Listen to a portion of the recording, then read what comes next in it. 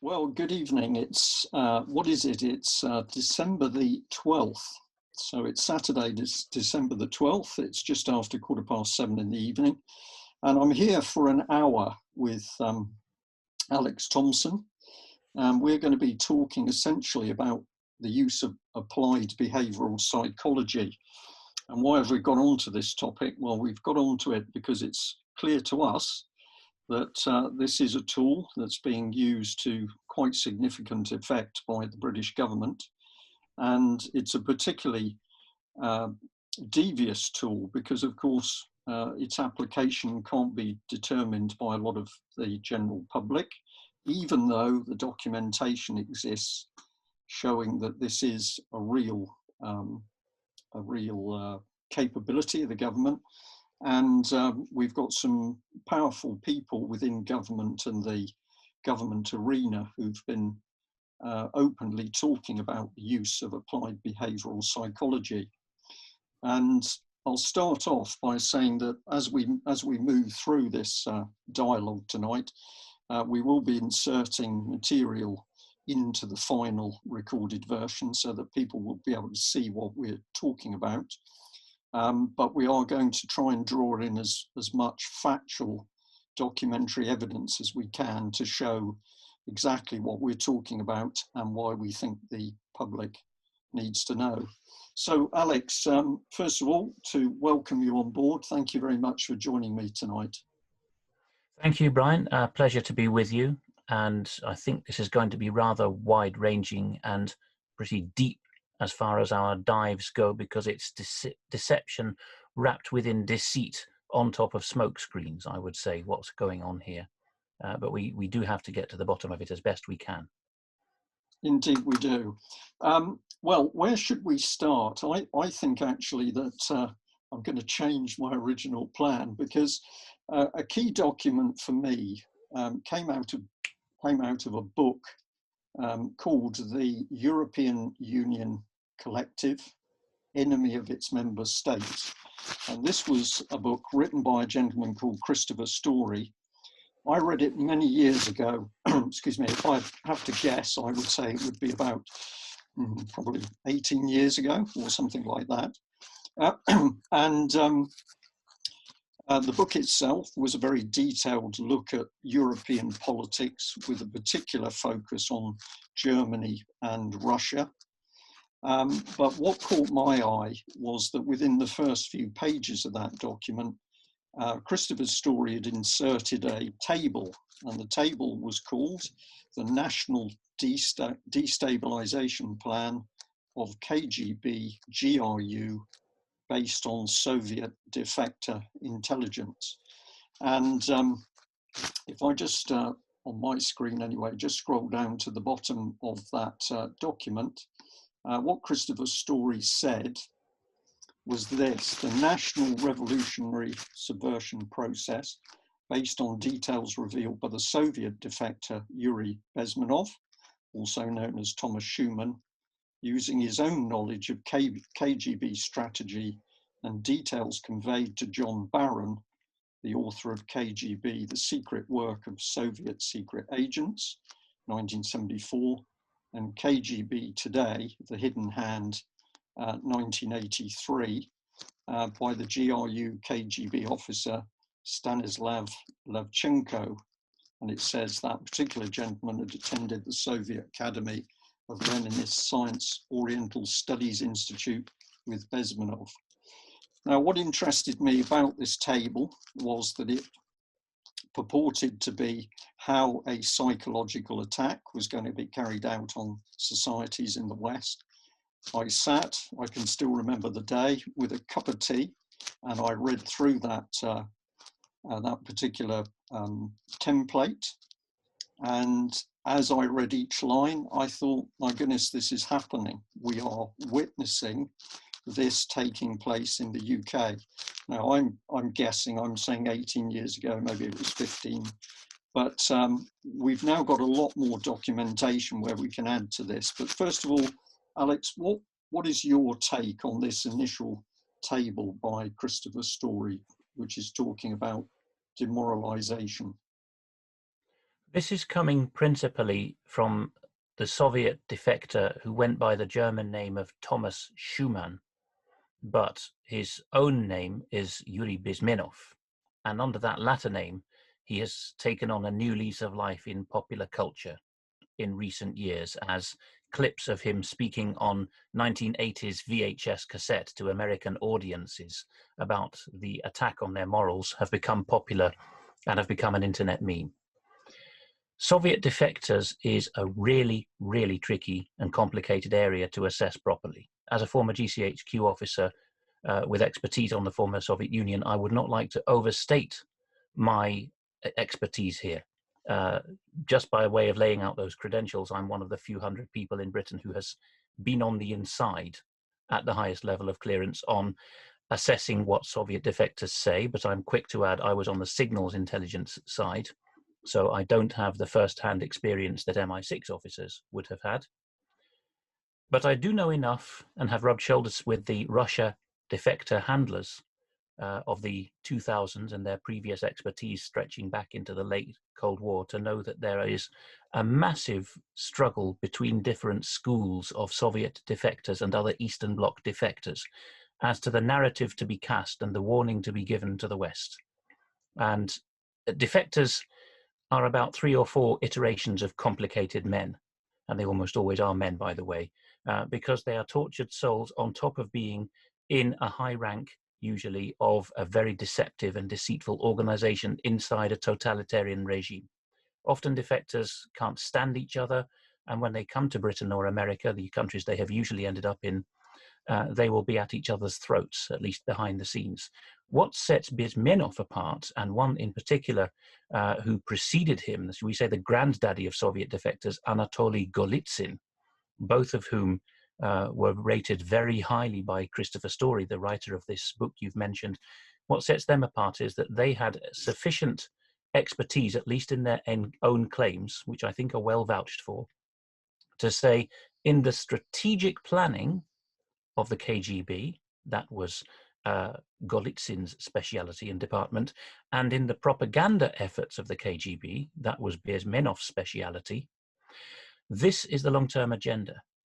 Since then, and as warned by Golitsyn after his defection in the very early 1960s, the first big hitting defector from the USSR, and as warned by him, there have been a series of other defectors of questionable quality and veracity, such as Oleg Gordievsky and others, who's more of a favorite of MI6, whom I've heard speak many times, or several times, both to public audiences and semi-private, and also to intelligence officers only, spinning different versions of his yarn every time.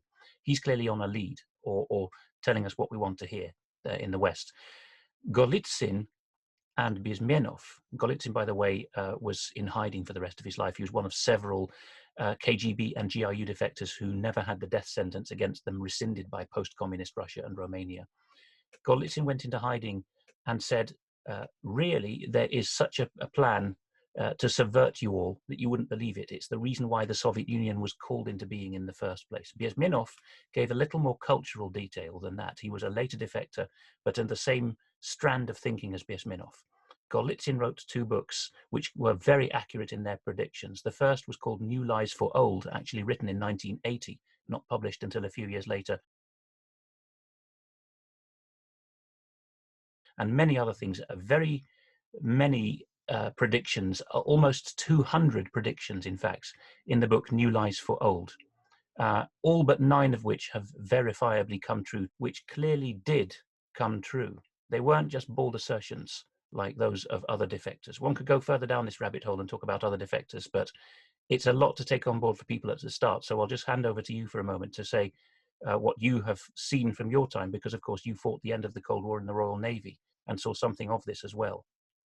Well, that's a very good point, Alex, because I was relatively recently retired from the Royal Navy. The bulk of my time was spent in the Royal Navy during the Cold War period. So I was very much in the mindset that, of course, the Russians and the Eastern Bloc were absolutely the enemy. We were always warned in military documents that we were looking at about potential subversive attacks by Russia on the Western powers.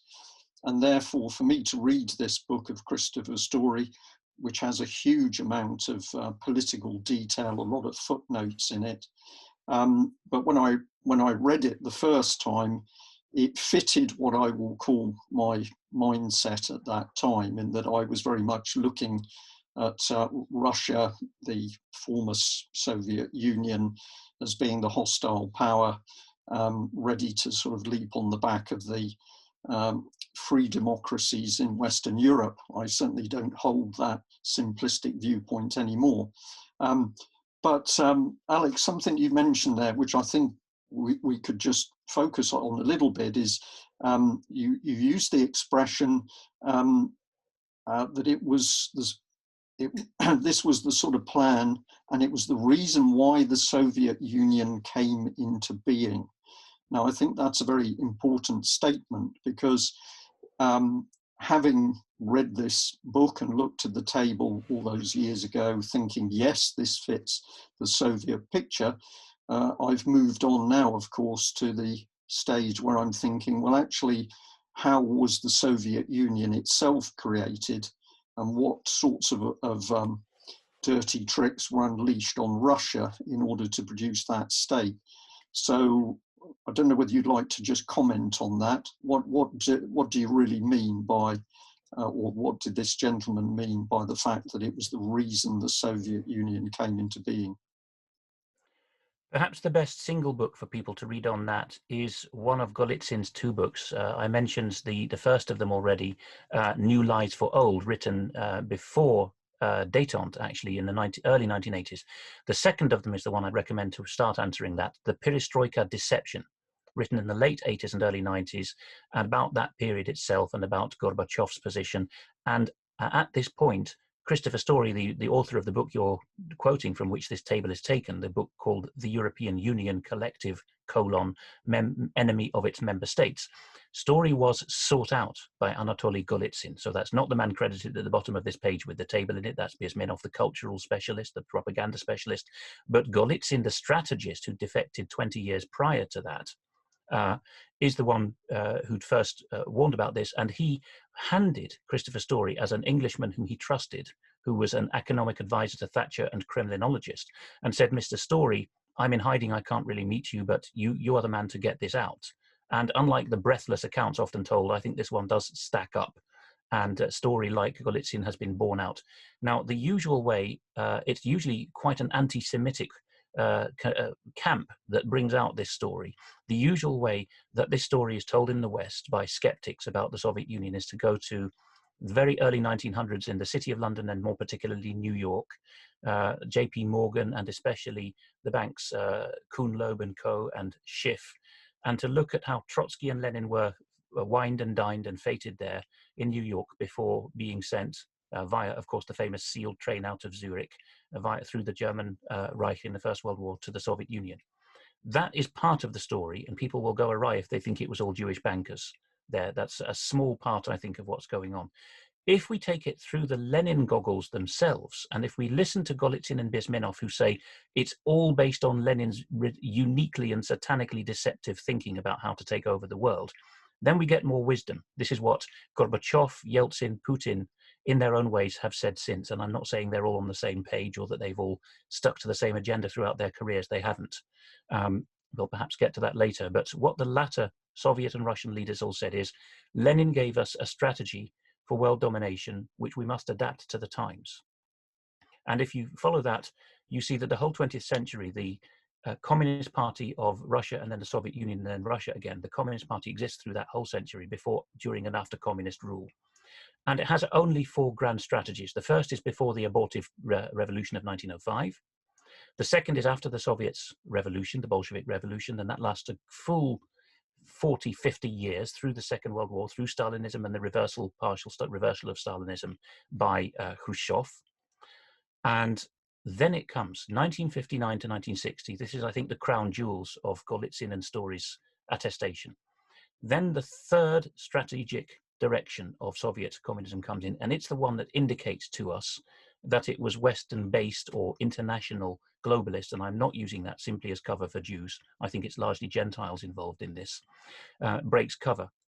Why? Because they say to themselves, gentlemen, it's clear that we won't keep up economically with the West, but it's also clear that the West have given us their word in 1949, which was recent history, only a decade prior at that point, that they will allow us to occupy Berlin and East Germany for 40 years, counting from 1948-49. Very much like what was done to the Reich, the Third Reich in the Second World War, where a 3-year window seems to have been left between Hesse's defection and D-Day, just as agreed. Gentlemen's agreements that tend to be honoured at this level. We're talking about international mafias here, basically. States are not so important to them. So 1959, the thinking is, well, we now have to avoid treading water for the remaining 30 years of this bargain. We don't just want to go backwards in the Soviet Union and Eastern Europe and our Asian satellites and African satellites. We want a plan. So we're going to feign weakness, a la Sun Tzu in The Art of War, which was a favored book by the Soviet and East German agents of the time, who were very embedded in British life, in churches and political parties already, leading of thought and journalism. We're going to flood the West with created problems of terrorism and drugs. Again, these are all strategies which have gone a long way back in Chinese and Russian history, particularly Chinese. And we're going to start, above all, mind-bending narratives that there is a global problem that needs a global solution. It may be a state threat, nuclear war, and then after the 1990s, it will be terrorism, and then increasingly now we're seeing the biosecurity threat. Our own bodies are the threat to us. All of these require world government. There might be another couple up their sleeves, a meteor strike or alien invasion are the ones that are bandied about. These are part of the transition to the third strategy, which is we're now treading water and developing ourselves, subverting the West, appearing weak at home in the Eastern Bloc, so that we can pounce. And then the fourth strategy, according to Golitsyn and Story, begins with Gorbachev's rise in '85, just in the final 4 or 5 year window before the planned collapse of the Berlin Wall and the infiltration of communism into the West, as Story would argue, largely through EU and UN bureaucracy. So this is where we lose all sense of it being nations plotting against each other, both at the time of the setting up of the Soviet Union, which is quite clearly financially and ideologically something that comes out of Germany, Britain, America, more than it comes out of Russia itself. And Lenin is on record many times as saying, stuff the Russians, I don't care how many millions of them die.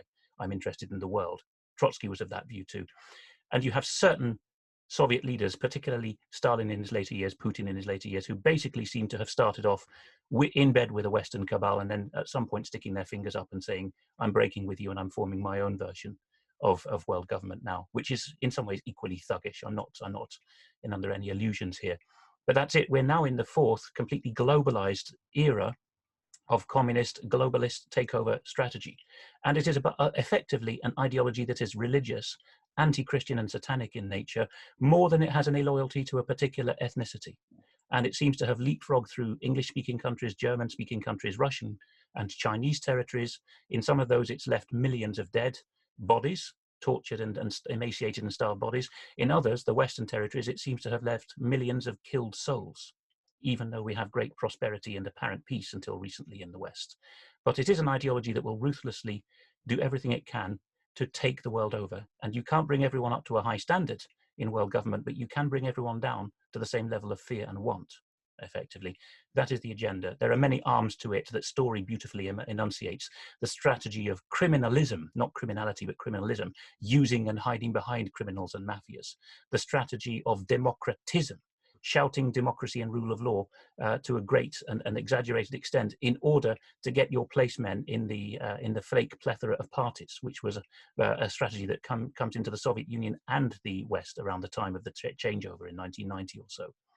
It's a complicated area, as people are telling. I mean, they can listen to some of Christopher Story's interviews on a channel on YouTube that names itself James Angleton, in honor of perhaps one of the good men in this piece, the counterintelligence specialist in the Kennedy era at the CIA, who seems to have had better spiritual convictions than most high-ranking CIA men and doesn't seem to have been in league with continuation elements of the Third Reich or the Soviet Union in any way. He was a patriotic American.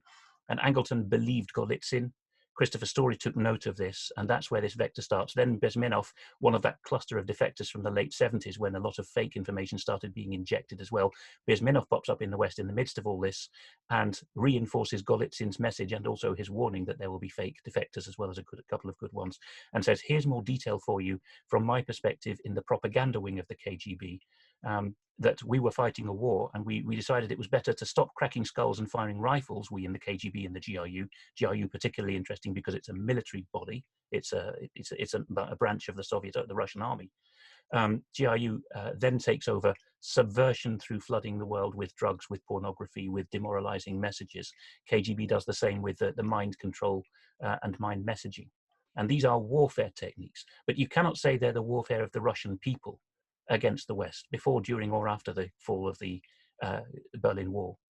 Something much deeper is going on there. You have to look at the personalities. Yeah, Alex, as always, thank you for that, because you put a tremendous amount of detail in there.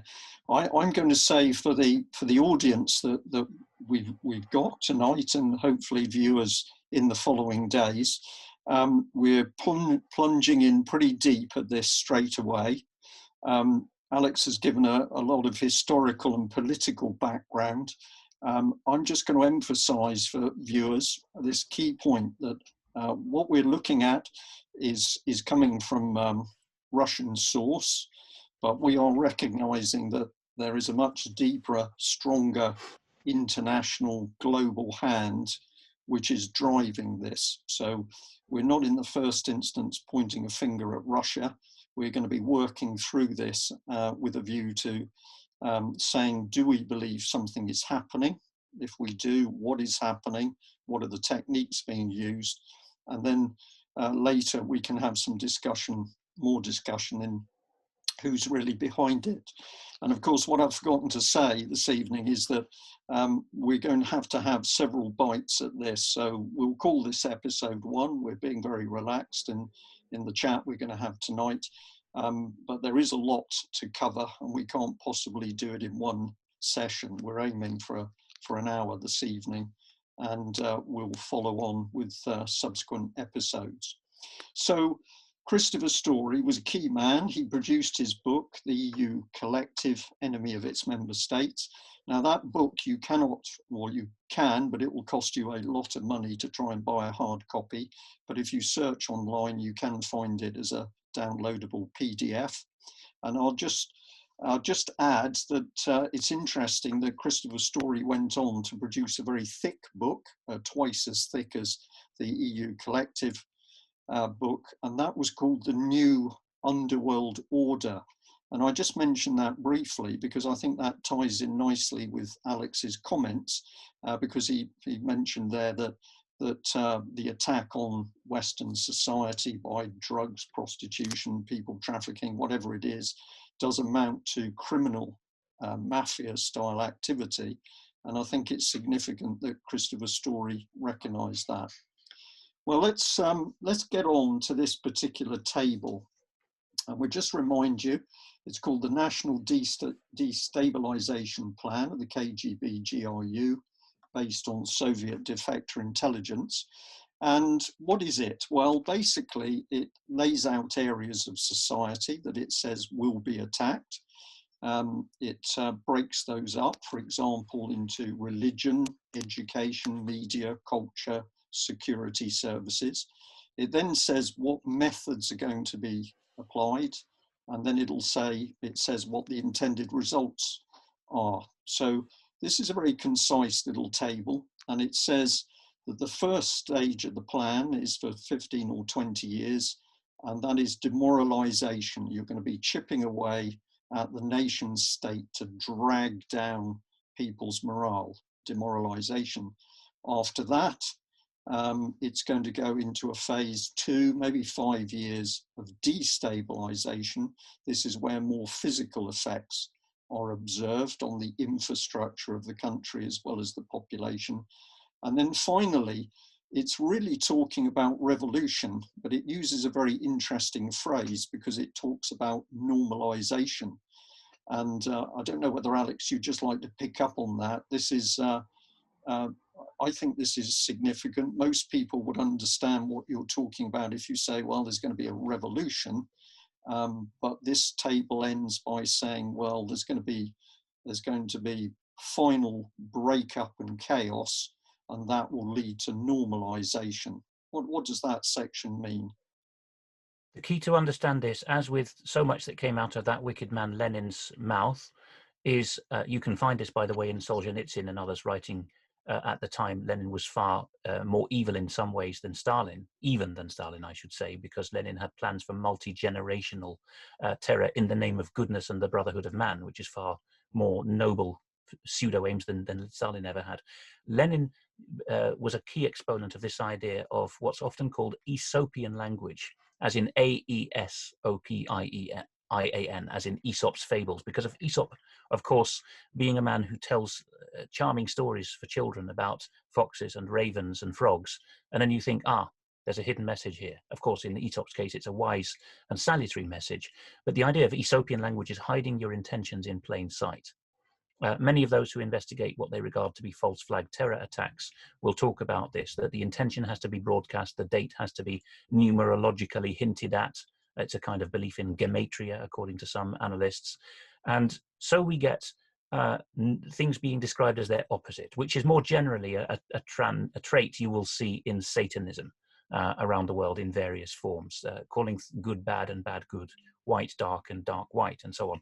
So normalization is a code word here for things will be utterly chaotic as far as you and I are concerned in our right mind, but that's normalized in the cynical way that world revolutionaries would think of. You know, the scene will then have been set for world domination.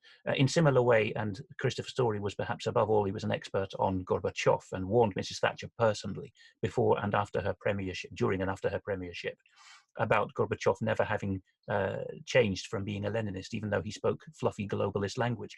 And the example he pointed to was that the Gorbachev Foundation, which Story asserted was simply another branch of the World Communist Party, held a meeting when the environmental pseudo-threat was being cranked up as never before in the early 90s. And the conference was called the State of the World Conference. But that, if you want to be linguistic, is a genitive relation between state and world. And that genitive cases have many uses. And if you analyze it properly, it's the World State Conference, the conference to bring about a world state. A classic example of things meaning not quite what you think, or it's getting away with having an evil message broadcast which appears to be all sweetness and light. Well, thank you for that. I'll just add a bit because you weren't able to have it on the screen while you gave that excellent little summary. In the end of this table that we're looking at, and we will be showing it to our audience when we put the final video together, it talks about revolution, which it says is going to be a crisis of 2 to 6 months. It says that a central revolutionary committee will be established, but it then uses normalization. That normalization is de facto communism, and peace ensues, and that's effective cessation of all opposition to socialism and communism. And so we better call that pacification rather than peace. Yes. Yes. Okay, right. Let's get on to the table then, because there will be curiosity, I think, now in the audience as to what we see in this. So we're starting off with the first part of it. It's departments or areas of the targeted society. It then says ideas. And for me, I find it very interesting and highly significant that the first area of society to be targeted is religion, especially true Christianity. And so what does it say is going to be done? What is the method to be employed? Well, I'll just read this quickly. So in relation to religion, it's going to be politicized, it's going to be commercialized, it's going to become scurrilous, happy clappy events, it's going to become entertainment. It then says in the case of true Christianity, ignorance of scripture, empty ritual, women priests, and racism. And the intended results, we'll cover this as well, diversionary claptrap, simony, false religion, sex, divination, magic, sorcery, charismania, death wish, spiritual desert, emptiness, and ignorance. Now, when I read that all those years ago, I already got a sense of major breakdown in the church with a view to heading towards these sorts of descriptors, but I think we're now further down the path. So first of all, Alex, what conclusion would you draw from the fact that we've got a plan? Somebody is talking about attacking our nation state, our type of society. The first thing they go for is religion. Well, this is, if you want to be dispassionate about it and don't want to leap straight in and say this plan was concocted by Satanists, any group of cold-minded, analytical planners who wish to bring down an enemy in what was called in that 1959 all-change meeting in the Soviet Union, the 81 Communist Parties of the World meeting, it was called a long-range deception strategy. The saying that's often used is that politics is downstream of culture and culture is downstream of religion. Other ways of expressing the same thought are as priest, so people, or like priest, so people is an old-fashioned phrase for this as well. That people will copy the morals that they see embodied in the royal family or equivalent in their nation and in the priesthood of their nation. And this is inevitable across different kinds of cultures. People will take their moral lead from what's often called the sacral and sacerdotal element of society. And even if you are in a republic such as the United States, or dare I say it, secularist France, the presidency has in itself become a kind of religion. At least there are religious level of expectations about the morality that the president must embody. He must live the virtues of the republic and be a kind of God on earth, effectively, civic religion.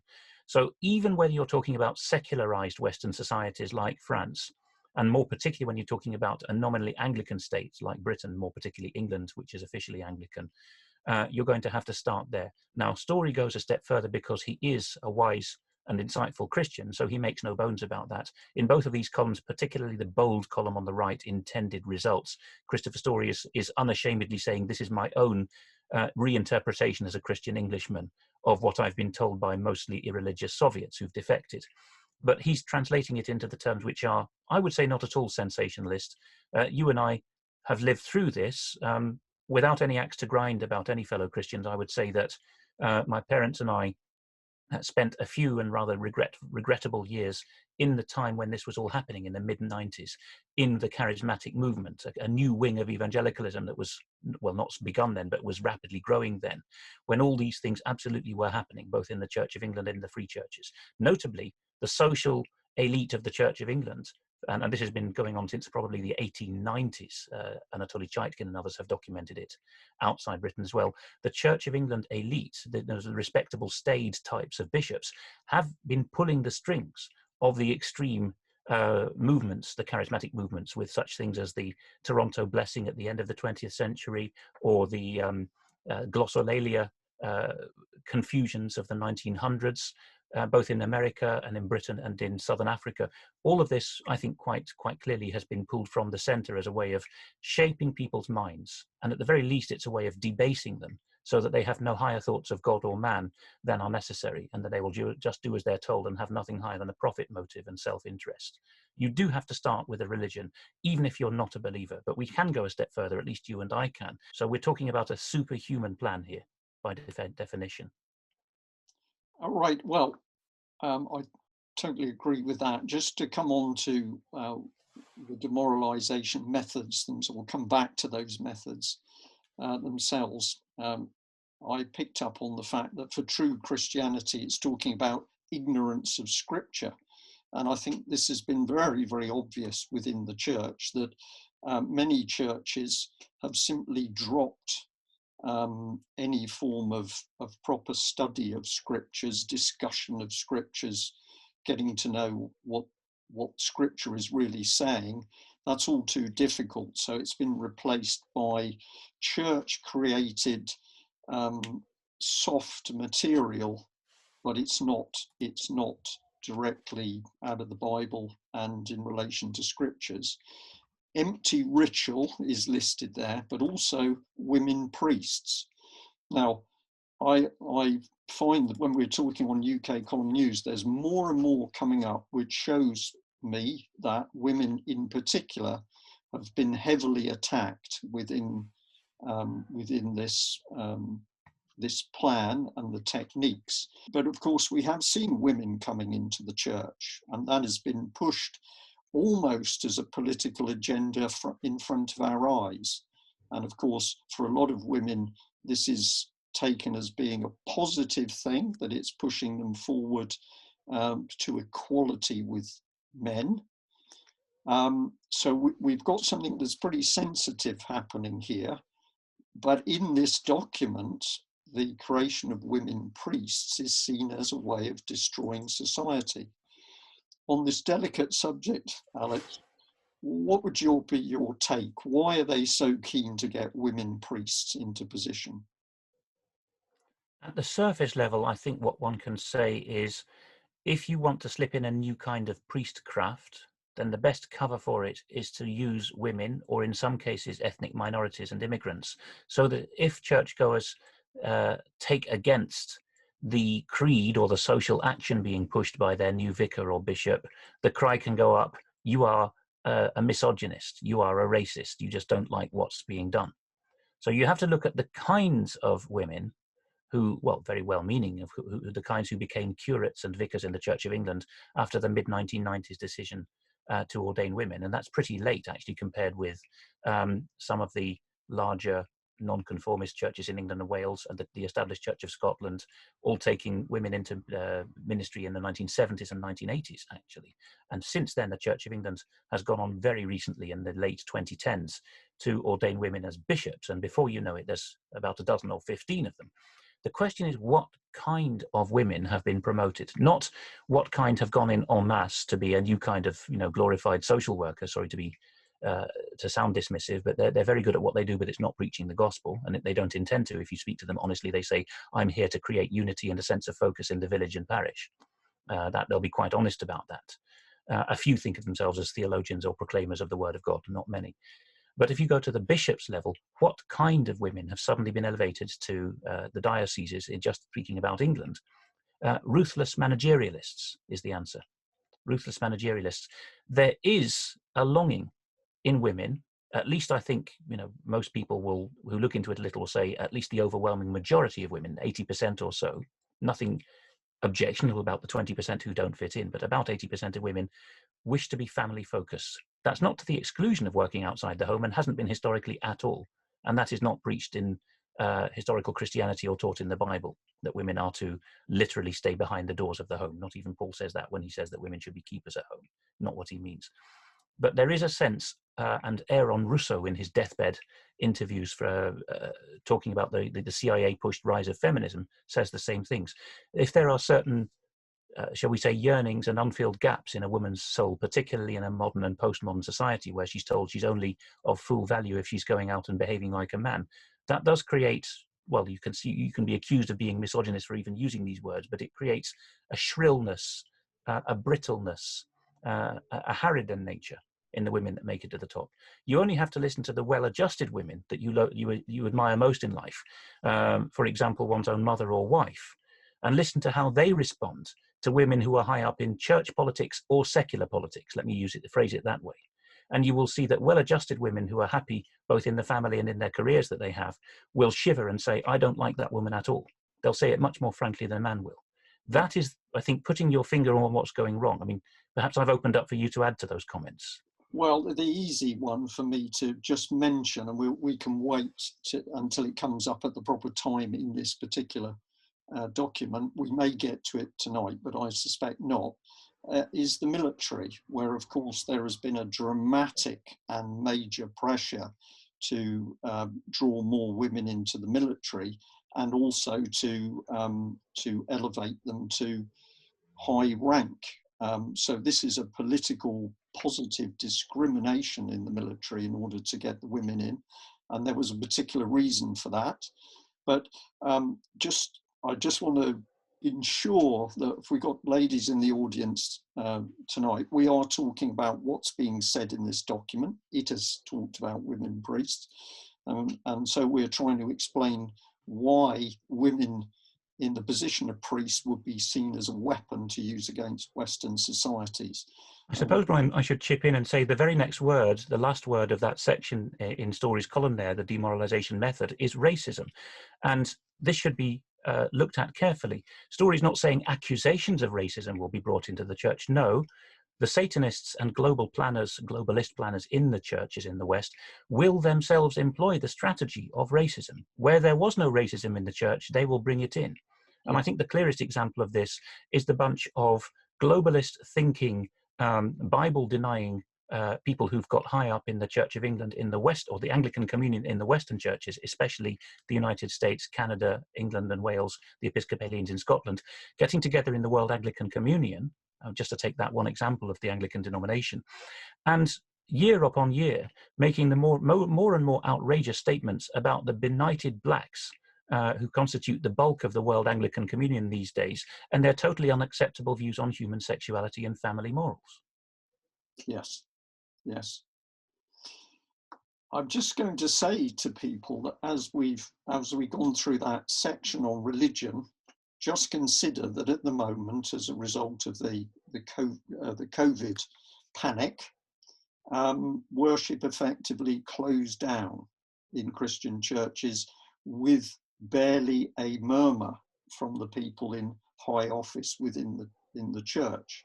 I'll just leave people to think about that. We will come back to do a lot more on what is happening around us. We're looking at this table at the moment, but just have a think about the fact this says that the power of the church was effectively to be destroyed, spirituality was to be destroyed, and we've seen amazing events over the last few months. There has not been really any pushback by the established church. It has simply gone along with the political agenda.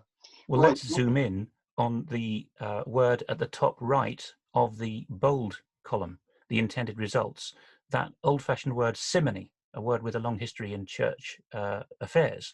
Simony is the long decried sin, going way back to the New Testament itself, Acts chapter 8, verse 20 from memory, of people saying, I would love the power. I'm a bit of a psychopath or a wizard myself, and I'd love the power of you putting a robe on me and calling me a bishop and giving me the great respect that comes with that. Can I pay you a hefty donation to church funds to bring that about? And in that verse that I mentioned, the Apostle Peter says to the man who asks this question, Simon Magus, thy money perish with thee, because thou hast thought that the gift of God can be bought with money. And so what you're just outlining there is the effect, Brian, of a generation at least of power-hungry men and women saying, I would love to write myself large, paint myself on a bigger canvas. In my psychopathy or sociopathy or narcissism, I fancy myself to be a great spiritual leader. It's just that I haven't been recognized as a guru on a broad enough scale yet. So if only I could get through a Church of England seminary or equivalent in another denomination, I would have unwanted power over many gullible souls. So if you've got to the top of the church with that attitude, of course you don't care if there's going to be no worship. Yes, and I'm immediately coming on to thinking of publicity, where we've seen very senior members of the Church of England drinking their glass of white wine or champagne with international bankers, but we'll come back onto that another time. The second area after religion to be attacked was education. And what does the document say? Well, it says that permissiveness and relativity is going to be brought into education, and that is going to result in ignorance and zero historical knowledge. So I find it very interesting that education gets one single line, but it's very, very damning, because if everything becomes relative, you're not teaching anything of substance. If everything is becoming permissive, now, people might take that in a sexual way, which is clearly part of the ideology, I think, but it's also that anything goes, anything in the thought process, anything in material that people will look at, anything is permitted, anything and everything is permitted, and therefore at the end of the day, you have no foundation stone from which to build your education from. And that leaves you with ignorance and zero historical knowledge. Why do they want to go for education? My brain says, well, this is very much, we can use a quote attributed to Hitler, which was that he didn't care about the present generation because he already owned the children. And of course, if you can control education, you control the future generation. Now, this is not just something which applies to hardcore Satanists who tend to get to the top of or occupy keynotes in intelligence agencies in the West and the East. This is more generally the cynical attitude of corporatists, and has been since well back into the 19th century, as best traced by the books of the recently deceased John Taylor Gatto, G-A-T-T-O, and his last work, now available I think as a free audiobook as well, called The Underground History of American Education, brings this out. There are many other books by Gatto and long talks by him on YouTube, easily available. There's also the great website and book, The Deliberate Dumbing Down of America.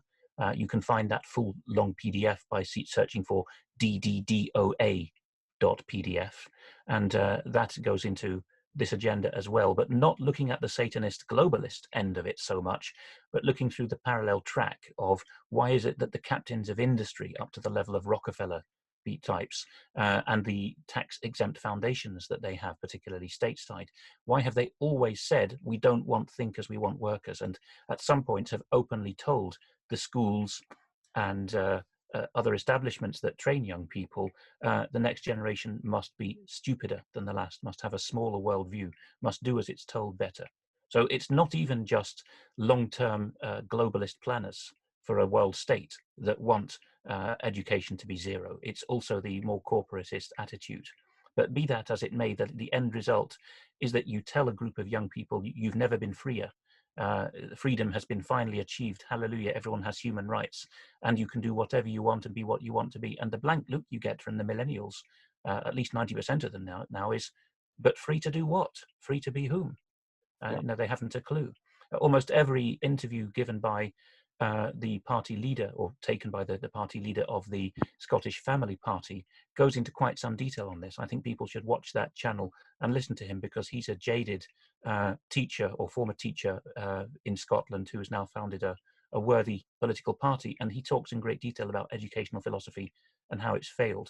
There's a coalition of interests that want poor education, ranging from those who simply want biddable workers right through to those who want no sense of prior history. And indeed, one of the things that Golitsyn, Biesminoff and Story said as often as they had the opportunity was that there was a need in the Soviet Union to wait until everyone who could remember the Stalinist terror or who could read about it in books had died off, and until there was no interest in finding out about that history anymore. And now you see that period has elapsed from the 50s, and it's now safe and cool again in the West to say, yeah, I'm really with Antifa, I really want communist revolution. And either they don't know that this will result in the starvation, torture and death of millions, or they just couldn't care less. Yeah. So I can also add to that, at a simple level, we've seen a push of young people through an educational system where the timescale got ever longer. Go into school before 5 at some form of creche, and you're in all the way through till 18, and then you're on to university. And for many people, after the university phase, they're on to the PhD. And they come into the world in their mid-20s, and their sole experience is this highly controlled education system.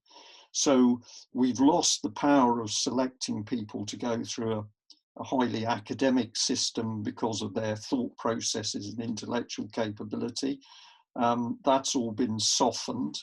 And then on the other hand, people who had real ability to go and do more apprenticeships and hand-on training and become very skilled individuals in their own right within engineering or the production of things, all of that apprenticeship type training has gone, and the technical colleges have gone. So we can see that what's ultimately being produced is youngsters who don't even have the ability to know what they don't know, if that's not a bit too complicated. that this is a Rumsfeldian thing, isn't it? There are unknown unknowns out there, which gives the brash overconfidence of a lot of that younger generation that they're quite sure they're within their rights to kick things over metaphorically and literally and swear at all that's old. I know previous generations of rebels have done that, but not on the scale that you see now, with total moral justification. And this has been done in France and Germany in the universities there since 1968 with the deliberate fomenting of student revolutionary nihilist sentiment, and before that in Russia in the late 19th century. Interestingly, in both cases, it happens when the young, smart people realize that there isn't enough honesty and prosperity in the system to allow them a full career going an honest route. So that's what drives them to nihilism. Let's apply our minds to wrecking things, then at least we'll make a name for ourselves. Now, the young lady's name escapes me, but a good embodiment of this is the woman who, I think about 7 or 8 years ago, perhaps a little less, was championed by the radical wing of the US Democratic Party for the cause of making sure that there was taxpayer-funded contraceptives available within easy reach to students of both sexes, or they would now say all genders, on campus. And the young lady in question was a professional student, PhD route, I think 31 when she was, pretending to be penniless, a teenager type student who really desperately needed her contraception for her and all her fellows. And if I remember, it was the acerbic commentator Mark Stein who described this 31-year-old who'd always been in education as a 25th grade primary student. And that pretty much exemplifies the thinking of these people. But of course, from their 30s, they hop straight into government think tank roles in many cases now, don't they? Indeed, they do. And we could just end this particular section on education by saying, of course, within permissiveness, it's absolutely true that ever younger children have been targeted with sexual material, ever more explicit sexual material. So in addition to this greatly constrained education system, which is teaching them less and less and less, a greater and greater proportion is to do with sexual matters. And this is, of course, designed to be put in their minds to cause another set of problems. So we've done religion, we've done education. The next one on the list, number 3, is media. And this is very interesting. What does it say is going to be done to media? It says monopolization of news and comment, manipulation of information and thought, constant criticism and discrediting of institutions, concentration on fake non-issues and double standards. And what is this going to do? Well, it's going to produce political correctness, groupthink, Luciferian fog, uninformed myopia, opinions equal facts, reiteration of lies as facts which are accepted as such by the uninformed, emergence of the common mind. That's a pretty powerful sector, Alex. I wasn't surprised when I read that originally, because my brain at that time took it straight into Soviet propaganda tactics. And the moment you're dealing with media, of course, what are you dealing with? Really raw propaganda. But obviously this section was felt to be very powerful by the amount of techniques that they're listing. We're in the middle of this, surely. We can't trust the mainstream media, whether it's newspapers or television at the moment. Well, this is the true and Soviet meaning of disinformation, because media is only part of the propaganda effort as far as the globalists' thinkers are concerned. And at some stage that was led by the KGB, but wasn't a Russian state or Russian national agenda, but to any great degree. In fact, one of the two, I think Golitsyn, said that actually only 1/6 of the KGB's effort was collecting intelligence. The other 5/6 was spreading false information to the enemy. Now, just this week or last week on UK Column News, we treated of an opinion piece by Mr. Dan Hodges, formerly regarded as a kind of honest dissident, but now getting rather wobbly on some points. And he was dishing out the accusation that the likes of UK Column, he didn't name us, but our circles of free media were guilty or potentially guilty of disinformation. And I remember issuing the challenge to him, could he even define the word? Well, we haven't heard from him or his champions.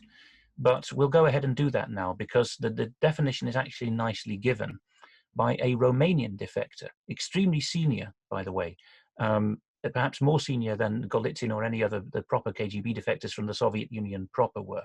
Now, Ion Mihail Pacepa, the surname is spelled P-A-C-E-P-A, was the right-hand man of the newly installed Nicolae Ceausescu in the late 70s. And after he knew what kind of man Ceausescu was and saw that he deceived Jimmy Carter into thinking he was a man that he could do business with, Pacepa defected to the West. Again, the usual thing, the lifelong sword of Damocles, the death sentence hanging over him. In fact, Carlos the Jackal, the well-known assassin, was sent after Pacepa in America. Mercifully, he survived. Pacepa penned 2 books, and it's the latter of them called Disinformation, which gives the definition. In a nutshell, disinformation, as opposed to misinformation, is deliberately using trusted sources, or the shells of those institutions, like the formerly trusted BBC, for example, the formerly trusted Manchester Guardian, the formerly trusted Daily Telegraph. Using that institution, Antonio Gramsci and others would talk about the takeover or the long march through the cultural institutions, or more modern internet memes would talk about gutting an institution and wearing its skin as a suit to demand respect. In other words, I am a dead institution pretending to be alive. And so the first element of Pacepa's definition of disinformation is you use a trusted source. The second is that you put nuggets of truth in what you broadcast. So disinformation is not necessarily all false misinformation. The Allies did this for a moral, noble cause, by the way, of course, when they used disinformation to broadcast, both true and false information about their troop movements in the build-up to D-Day. And the third element is that you never provide primary sources. This is why I think UK Column is pretty much safe. For as long as we're tolerated on the internet, we are safe from well-founded accusations of being a disinformation channel, because we always encourage the use of primary sources. And that is what's missing in the social media hubbub these days, or indeed the mainstream media hubbub, which are a lot worse for making assertions without even bothering to check the sources themselves at journalist level, let alone whether they provide links and descriptions and screenshots of those sources in their pieces. But media is a big area that you have spent upwards of 10 years now engaging with personally, Brian. What kind of caliber of journalists do you find now compared with when you first got into this game? Well, that's a pretty easy question to answer, because I easily remember reading newspaper articles where clearly investigation had taken place. Journalists were writing articles where they were talking about what they had looked at, what documentation they had found and considered, and invariably that was together with comment from a dialogue with the person who perhaps was the focus of the article. So the journalist spoke to the person, they listened to what they had to say, they checked documents, they cross-referenced things, and then they produced an article for the readership audience of the paper. But when you see articles now, this is absolutely not happening. In fact, it's worse, isn't it? Because we're seeing in all the mainstream papers at the moment articles which, when you check them out, have come directly from an agency of the British government. And this makes me, well, it doesn't make me laugh, but it makes me smile, in as much as this was how the Soviet operated, that you were reading stuff, perhaps it was Pravda at the time. Was it written by a journalist, or was it straight from the government itself? We're now seeing the same model in this country. The other thing we know for a fact is that where journalists do show an interest in investigating things, they can produce their article, their report, or a draft of it, and the next minute is that it's been censored by the newspaper's editorial team. And they are clearly being pressurized to follow a government line. A number of journalists have spoken to us about this, so there's no doubt that it's happening. And of course, the other thing that has gone on over recent years is that the media, the newspapers, but also the BBC and other television-style media, have recruited ever younger people.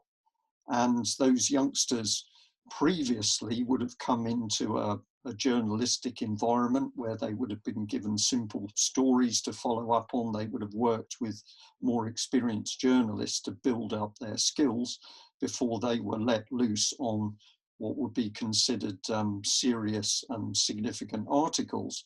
Well, that's not happening anymore. What's happening is that you have a room full of very young journalists straight out of university, and they are being told that they have to produce, say, 3 or 4 or 5 stories a day, and their source of material for the stories is inevitably the internet and round-robin sources of information coming from world press associations. So you just haven't got the caliber of the people there anymore.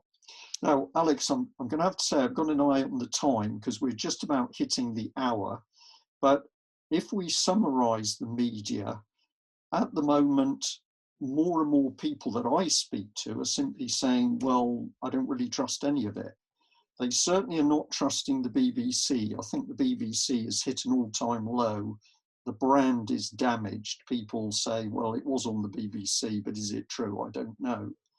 But this is beginning to spread to other outlets, to the newspapers themselves.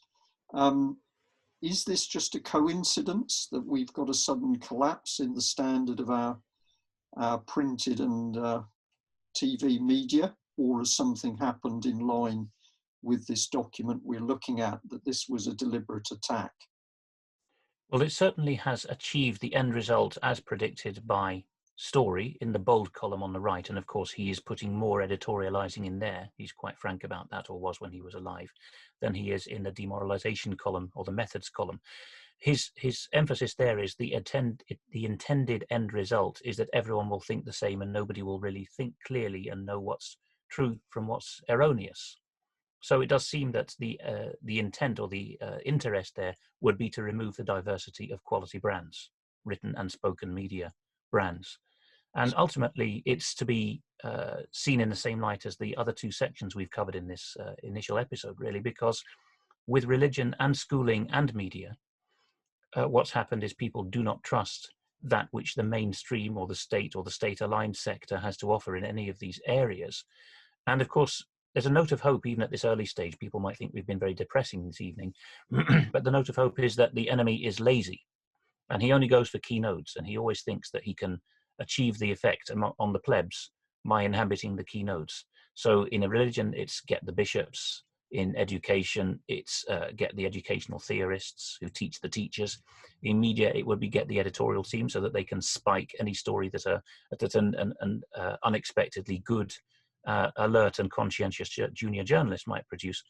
This is why dissenting religious organizations, independent ones, homeschooling or independent schooling in the true sense of the word, and independent media in the true sense of the word, funded by subscribers and well-wishers, are utterly loathed by globalism. They will always have smear campaigns against them because we are a decentralized enemy. You know, even on the battlefield, that's always been the hardest kind of physical enemy to fight, one that doesn't have an identifiable leader and HQ, and of whom new cells will pop up as old ones are squashed. It's like playing whack-a-mole, trying to defeat that kind of decentralized, principle-based religion, education, or media. So there is hope here. If people don't like the way UK column's going, they simply cease watching and listening to us and cease donating to us. If they're doing that, then we would die a natural and deserved death. This is not the case with state monopolies or effective state monopolies, such as the BBC, the Church of England, and the universities. And that's why the beast loves the latter of those, the monopoly category. Yeah, indeed. And I will just add that can we still influence these journalists? Yes, we can. One of the things that we achieved several years ago now, but by communicating directly with the then editor of the Daily Mail, there followed a period of 3 months, and then suddenly the Daily Mail printed 11 pages on the political charity Common Purpose, and was kind enough to send us a thank you letter, which I think for the first time I will actually put into this this video so that people can see the kind response we got as a result of the information we provided to the Daily Mail. Now, lastly, just in a few minutes, Alex, and this is so easy to do, number 4 of the ideas area that were to be attacked under this demoralization plan is culture. And it says the substitution of false, cheap heroes and role models for inspiration and morals. And this would lead to the intended result of addictive fads, salacious and empty culture, mumbo jumbo, ape speech. Well, of course, in the even in the dark days of COVID, if we're to believe what we're being told, we are seeing that the government says it has to use celebrities and football stars and TV stars in order to get the message across. So it's clear that these role models and heroes are all being taken from the pop star, film, TV and sport arena. This is obviously an important area. Yes, and what's going on here is the generation of fake desires, fake yearnings. It's a take on the old marketing strategy of creating dissatisfaction with your lot or your possessions or your appearance, and then saying there is a solution. You could be as superficially attractive in physical or character terms as this hero that we wave before you, who of course is an impossible construct. And we will sell you ways of being more like him or her. As story says, cheap heroes and role models who take the place of, they displace inspiration and morals. So the solution is pretty easy there. You protect your children and yourself to the best extent you can to make sure that they can be properly inspired and given morality, because after you've had a satisfying meal, just as in the physical sense, so likewise in moral sense, you have no appetite for sugary knickknacks. And that, of course, is what's being put on offer. And it's often said by many cultures in many different ways that however many vices or yearnings you have, that is the number of slaves that you are. That's the number of times that you're enslaved.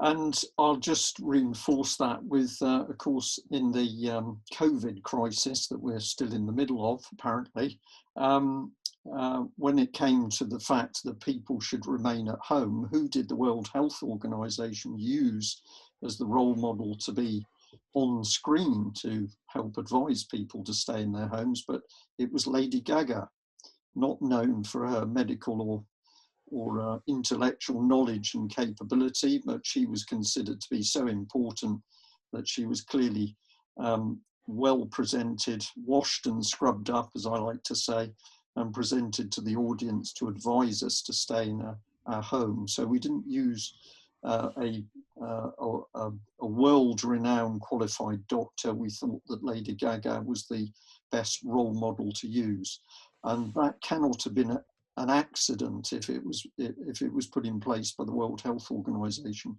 So I'm going to suggest, we can talk about it more next time, I'm going to suggest that for Lady Gaga to be pulled out of the pot, pulled out of the hat to be put in front of the public, that decision had to be made by some very powerful internationalist people. And we can focus, as I say, on that the next one. So we've run over the hour, so we will stop, but I'll just say that what have we done this evening? We've really covered the first section of this demoralization plan. We've covered religion, education, media and culture. And we will move on in our next episode to structure. And if I can just show this to myself on screen, under structure, the next things to be attacked are law and order, social relations, security, internal politics, and foreign relations. So there's a pretty heavy mix of things there. And I think people will find this very interesting.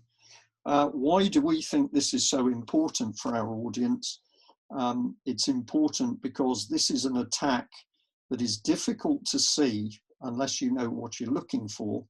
But once it's been explained and you can see what it is, it becomes very, very obvious. It's something hidden in plain sight, and with just a few pointers, we can all see it. And of course, once we can see the enemy, we can fight it. When we can't see the enemy, we have great difficulty fighting. So I think what we're doing is dark, in that we're showing some really dark stuff, Alex. But ultimately, why are we showing it to people? We're showing it to people because when they're informed as to what's happening, they can deal with it. Any last comments from you? I think people should bear in mind that one of the best enunciators of this wicked plan, Trotsky, who was so wicked that even Stalin wanted to get rid of him and famously had an ice axe buried in his skull, said that our main enemy is Britain and America. And even that was code for Christian civilization, but particularly in its Anglo-Saxon form, which in some ways is superior. In some ways, I say carefully, in some ways is superior to other embodiments of Christianity. So people should take heart, particularly those in the English-speaking countries who are horrified that there's been such a long-range destabilization plan set up with our Anglophone Christendom at the center of it, as the center of the target, because it's a badge of honor that we were so targeted. We were resented, and I stress again, it wasn't largely foreign Jews putting together this plan. It was Satanists in our own midst who hated what we were, hated ourselves. As David Scott keeps pointing out with reference to Scotland, that the SNP has become an anti-Scots mentality. And he also often asks people, who taught you to hate your ain folk? That's the kind of strategy that we're up against, really, of utter despising of the British people, their history, their heritage, not in an ethnic sense, but in a sense of the values that they stand for. And so if we must be so loathed, it's the same when you're facing a school bully, then you can at least console yourself in the initial phases of planning your fight back by thinking that it's me that this bully hates. I must have got something right. Yeah. Alex, thank you very much. There's a huge amount for us to talk about because the moment we've covered this plan, we're going to be looking at other material which shows us very clearly there is an attack on our minds as individuals, but also on the public mind itself. Real documentation, some of it quite recent from the UK government. And if we just give people a taster as we end this, I will say just search online for the UK government document called Mindspace, Mindspace. That's all one word, Mindspace. If you just put it into a search engine with mindspace.pdf, you will find the document. I suggest you read it, and in particular have a look at the comments at the bottom of page 66, where the British government boasts it can change the way that people think, and people will not even know that their thoughts and behaviours have been changed. Or if they realise something has changed, they won't understand how it was done. And as we look at the ever more criminal nature of the British government, we surely should be very concerned that people of that nature would have this type of deep psychological weapon in their hands. So have a look at Mindspace. We'll end it there. Alex, thank you very much for joining me. And we will be back in part 2 to look at structure and the continued attack on Western democracies. Thanks for joining us. Bye-bye.